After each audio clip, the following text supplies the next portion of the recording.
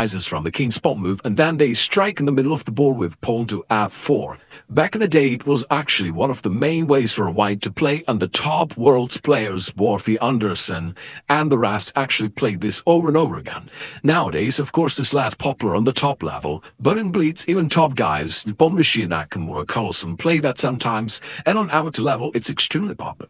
Now, here's the problem. You gotta deal with this attack somehow. And if you just want to play passively, kind of playing casual moves such as knight to c6, pawn to d6, you simply allow them this powerful attack. They're going to castle kingside, and after that they're going to add their rook to this attack. They're putting pressure all around, and you allow them this strong attack against you without trying to challenge them in any way, and that's not really a good option. On the other hand, if you want to go down the rabbit hole of the main line and accept the gambit, then it can go nuts real quick. I've opened Velich's database to show you one of the main lines of the King's Gambit, because you wouldn't believe me otherwise. It's so crazy. Let's say we just choose the most played moves by black and capture an f4. After that, white goes knight f3, and the top choice of black, as well as the move suggested by Stockfish's pawn g5. Here white goes bishop c4, pawn g4, but white just goes nuts and simply allows you to grab this knight on f3. After that, they play queen takes, and now they line up against this pawn on f7, so they want to kind of do something similar to the scholars made, but in a more improved and advanced version. Like naturally tries to play queen f6, trying to oppose their own queen, but that white plays e5. White keeps sacrificing and giving aperture after queen takes c5. They don't stop here. The main move is bishop takes f7. They just keep giving up stuff. After king takes, pawn d4. It looks like white has completely gone crazy. Like they don't know what they're doing, but in fact it's one of the main lines. Queen takes d4, now bishop to e3. Quite a fancy move. It can be captured by the queen, but in fact that would be a blunder, because this pawn is pinned down to the king, therefore the pawn from f4 can never move. Therefore black has to move the queen away, and they naturally want to somehow cover their king, so they move back to f6, and yeah, you guessed it right. White is not going to care about this bishop. Instead, they play knight to c3. Threatening knight to d5 or maybe knight to e4, they still want to drive their queen away and then checkmate their king. So the top move of black is pawn c6, but this time that I can go here and hit the queen, and if black still tries to maintain their presence on the f-file, white can win with the stunning move pawn g4. And now though black could capture en passant, that would drop the queen, and if the queen just moves somewhere, then after queen takes f4, white just accomplished their mission. They got to the king and they're winning the game. So if you don't want to cooperate in one of those beautiful miniatures, unfortunately on the losing side, you gotta know how to do with the King's Gambit. And I want to be honest with you, even though I'm a grandmaster, for a long time I did not feel comfortable facing the King's Gambit, even when someone lower rated played this against me, because I knew that it doesn't really feel good to dive into all these complex theories and study them. On the other hand, they don't want to appear under a massive attack, while my opponent probably is better prepared. So I wanted to find something simple but effective, and here's what I found. Initially, we accept the gambit, because usually the best way to refute the gambit is actually to accept it. Now white has to prove that they have something for the sacrificed pawn and exposed king. Initially, we're threatening queen h4 check, and they're probably going to play knight f3. In the vast majority of the cases they do. And here is the move that we're going to play with 2 exclamation marks, knight to e7. Now, it looks weird at first, but there are a number of advantages to this move. First off, we just drive away from the main lines so that you don't have to study a ton of theory, but the move actually makes a lot of sense. There are 2 main ideas behind this move.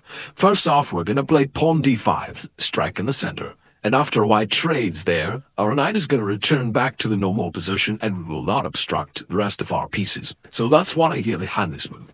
And the other idea is that in many lines that I can actually go to g6, and from there it's going to guard this pawn on f4, not letting white to get it back easily. So that is also pretty cool. Now the question you may have is why to develop the knight to e7 and not simply to f6 if you want to break open the center with pawn d5? And the answer is, after knight f6, you have to do with e5, and now the knight has to go. If it goes somewhere here, I can go knight c3, for example, then they open the game, they have this quick development, and that's what they want. And that's what we don't want. That's the reason why we play this a little bit awkward looking move knight to e7, but again, it's not awkward, it makes a lot of sense. Now, in this position, most cases your opponents are going to either play bishop c4, trying to prepare this attack, or pawn to d4, trying to build up the center and later grab this pawn by the bishop. In both cases, quite often it will transpose actually into the same thing. So let's start with the move pawn d4. Looks like it makes perfect sense when it grabs the center and they're getting ready to get back their sacrificed pawn. If they do this successfully, they'll indeed have a beautiful position. But of course, we're not going to let it happen. Now, we strike at the center with pawn d5, as expected. Now, we attack this pawn, they're going to do something about that. They can usually either take or push, and we'll talk about both these options. So let's start from taking on d5. Now we recapture with a knight, and not only we unblocked the bishop and the queen, but also the knight from here actually guards the pawn at 4. And in many of these variations, it's not just the extra pawn that we have, but it also obstructs their development. Like this bishop, as you can see, just can't go out because this square is controlled by us as well as this one. So they could only develop the bishop to d2, but that doesn't make much sense. It doesn't do really anything. Now, in this position, there is also a really, really nice trap that we can set along the way. It feels really nice for a white to play pawn c4, kick out this knight, and then grab the annoying pawn and just enjoy life. And so a lot of your opponents will play this. If I'm not mistaken, that is the most played move in this position. But that is already a losing error. Just think about this. Right at the 6th move of the game, we are obtaining a winning position. And I know somebody in comments will say that he only works against complete botsers, but hey, in this game, there was some botser by the name of Carlson M from Norway who played this in 2023, and he got trapped, and actually lost to Andrew 10, whose rating's only 2500. I mean, only compared to Magnus Carlsen. So, line goes here, bishop b4. Quite a nice in-between check. And we'll see why in a moment. Now, white needs to cover their king somehow. They can't do it with the knight, because then we just take it, we attack it twice. So we'll take, and then after this we take again, then we win the rook. So that's clearly bad for white, they can't go here. But instead, they certainly can recover on d2 somehow, let's say with the bishop. But here is the trick. Now the bishop no longer guards the square e3 because it has to cover the king. And now our knight can jump forward to e3 to this really juicy square.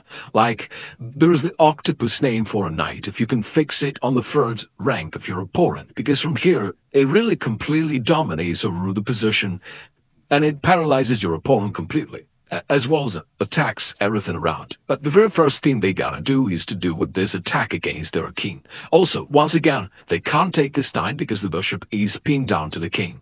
Therefore, they have to move the queen away. But the first thing that comes to their mind is, hey, how about queen a4 check? I'm actually not only getting out of the attack, but I'm coming up with this double attack. And they say, okay, go ahead, play bishop d7, and you let them capture the bishop. Because after that, we end up with this rail fork, and win the game. Even if they notice this, for now, it's too late for white to repair their position. Because even if they don't take right here on b4, but just try to go back, their position is ruined. We still have this monstrous knight on e3. They can't castle, they can't develop normally, etc. Plus, we can still humiliate them. We can not even trade the bishop, but just guard it. And after they trade, now we threaten knight to c2, forking the king and rook, but if they take it, once again they fall for the same royal fork with knight to c2, winning the queen, and this is a very bad devastation. Your opponents may also play bishop to c4 at some point. They may either play d4 first and then bishop c4, or they may start from bishop c4, it doesn't matter. Let's say they go d4 first, we strike in the center with d5, and after they straight, let's say they don't fall for our trap with pawn to c4, but instead play bishop c4. What do you want to do next? Well, then, the move that I recommend is bishop to e6, a very tricky move. At first it looks like you just wanted to solidify your position, guard this knight, but in reality it also sets some nice traps along the way. And the problem for white in all these positions is that they're down a pawn, plus this is an annoying pawn on f4 that does not let them develop this knight properly. Therefore, they need to somehow find a way to get back this pawn, just to equalize. And that's really a very annoying part for white. They're fighting for equality and they can't generate any attack, which was the initial purpose of playing the King's Gambit. Anyway, bishop e6 also comes up with some tactical ideas behind it. For example, if they play lightheartedly knight to c3, that would be a big blunder, because now, after knight takes c3, it turns out that not only we trade knights, but it's also a discovered attack to their bishop. So they're going to just lose it on the next move, ended up with a totally losing position. The most common move for white is just to castle kingside, but that also fails to a similar tactical idea. Just this time we play knight to e3, which attacks here a lot of pieces as well as the bishop, but also once again opens up this discovered attack against the bishop, and that's how you win some material. Now normally they need to grab the knight, and that's what they'll do in most of the cases, and that's pretty bad. So if they take it, you just take here on c4, and now they end up with this double attack, so they can't see both their pieces. If they take an f4, you just grab the rook, and now you're up material. You can play bishop d6, straight bishops, and castle, and you just enjoy extra material and a winning possession. How else can our opponent try to escape from this quick defeat? Well, some of them actually played queen e2, which is a big blunder, because now you just grab this bishop, and you attack everything along this diagonal, and that is completely devastating. So they shouldn't go there, even though some will. Bishop e5 check is the move recommended by computer, but after a c6 they still have to deal with this double attack, so they gotta trade on e3, and now they avoided losing a lot of material, but still you have this extra pawn on e3, and there is a really annoying for a white way to reinforce this pawn. Since we expect that white will try to get it back, you can play g6, and after queen e2, all of a sudden, not only you develop a bishop, but you actually hold on to this extra pawn, making it not easy for white to get it back, and it's right in the middle of their position, so again, you have a huge advantage here. Alright, so how can I try to do anything against you? We already know that knight c3 as well as casting fails to various discovered attacks against this bishop. What if they just try to eliminate this annoying knight, and then grab the pawn on f4? Then you can recapture with the queen, bringing your queen into play. And also maybe you even want to play knight c6 and castle queenside, kind of like in the Scandinavian game where your rook becomes active along the d-file and you start attacking this pawn. Now also, if they capture this pawn on f4, that's actually another little trap along the way, because after queen e4, thanks to this double attack, we're gonna win the bishop. Also, just to take this back to clarify, if they ever play knight c3, we're not worried about this, because, you could move your queen away, but in this position you don't ever need to, because you can play bishop b4, develop your bishop, and also pin the knight down to the king. Later on, if necessary, you can trade off, and your queen feels good. Now, there is also one more variation die we gotta cover after a knight to e7 when you're planning to go pawn to d5. If they go d4 and d5, what if they don't take here, but instead they push forward? Like quite often, white does that in similar positions. Then you can reroute this knight to g6. And from here, we also guard these pawns still not in lamb captured, and that again feels annoying for white.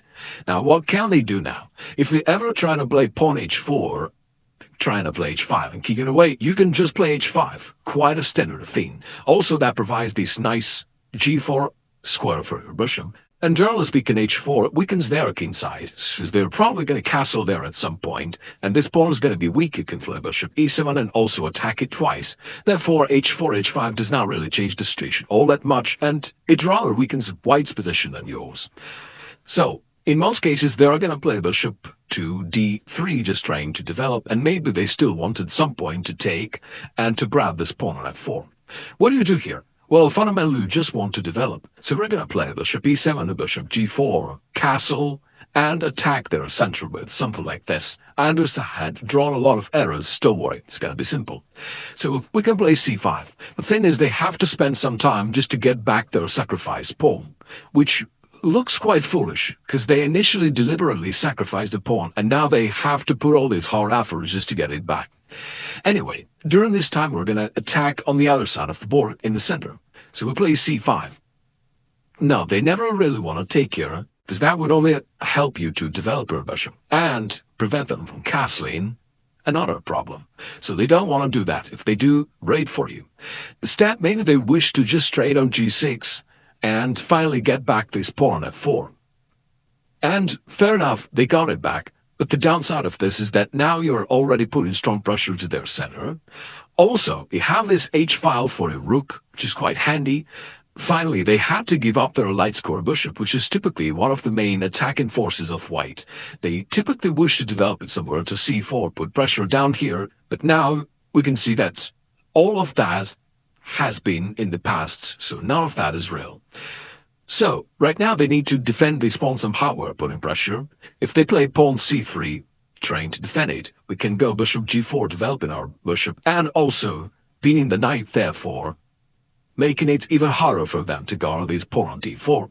Anyway, they gotta do something. Let's say they castle, and now we could actually trade there and play queen b6, adding one more attack to this weak pawn, and now white already has no real option to defend it, because we can always trade the knight here for a bishop and then take on d4. Plus from b6 our queen also hits the pawn on b2 and then later the rook. So it's really difficult for white to cope with all these threats, and there is also one really beautiful tactics. They go knight c3 trying to somehow counterattack. You can ignore that completely and play the beautiful move knight takes d4. Now, really cool. White thought that this pawn is defended, but you still take it there. Now, what's the point? They can't move the knight, because that would expose their queen. But how about queen takes d4? Does that win the knight for white? Not really, because if put to bishop c5, we actually win their queen thanks to this pin. Now, really unusual and beautiful tactics. By the way, these are very common variations. And what if white decides to bite the board and just go down this rabbit hole of complications? They want to counterattack your queen. If the queen moves, maybe they want to play knight to c7, forking your king and rook. We're going to ignore that and play knight takes f3, which is a counterattack. A check to the king, and as well as a discover check and a double check. You can't really ask anything greater from just a single move. Now the king has to move, and now still the situation remains to be tensed, and we're not going to back down. We're playing knight takes h2, which exposes also a counterattack to their queen. Plus, if they really try to grab our queen here on b6, we also need their queen. We can play knight f3, and all of a sudden our rook from h8 wins the game. So that's quite nice that the rook that seemed to be doing nothing during the entire game, ultimately they can delay one move, but that's nevertheless a checkmate.